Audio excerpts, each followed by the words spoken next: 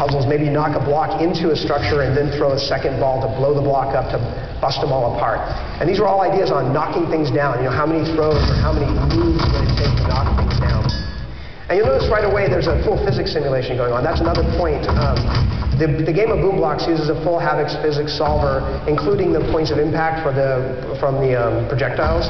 So you can actually hit a block on the side and cause it to spin and stuff like that, which is really important to the game, because as the puzzles get more and more complex and the challenges get more intricate, having that variability in the function of the impact is really, really fun. And all of this was inspired by the fact that when we were first doing any kind of game with a physics system in it, and I know a lot of programmers would say the same, once the designers and the programmers have physics in, you start building up these sort of structures, throwing guys into pachinko machines, and we just have a lot of fun dorking around with that stuff.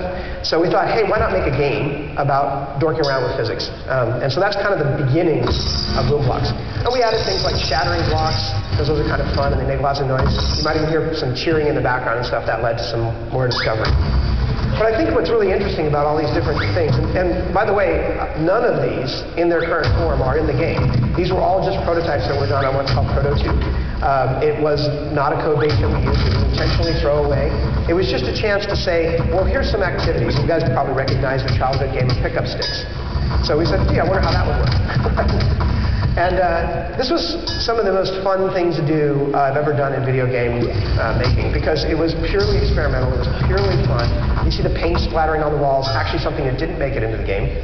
And this is the bendy stick. The bendy stick was one of our favorite things, and I wish I could figure out how to make a game out of this. It was a kind of really fun activity, but if you've ever been like with a Chris Hecker talk or Jonathan Blow, it's like one of those ideas where you go, yeah, we love it. There's no way to really make a score or something out of this. At least we haven't figured it out. You also might notice that these things make noise. And music, you can turn the music on the blocks. So you hear this. It's kind of like somebody, I don't know if anybody ever played this. There's this really great Blue Man Group toy at Christmas with these tubes. So anyways, this is kind of the digital version of that. Also, not exactly in the game. We do have blocks that make noise, but they make noise when they get hit. So it's not exactly like this. So I promised you I'd show you stuff that actually wasn't in the game, and there you go. Lots of ideas that didn't quite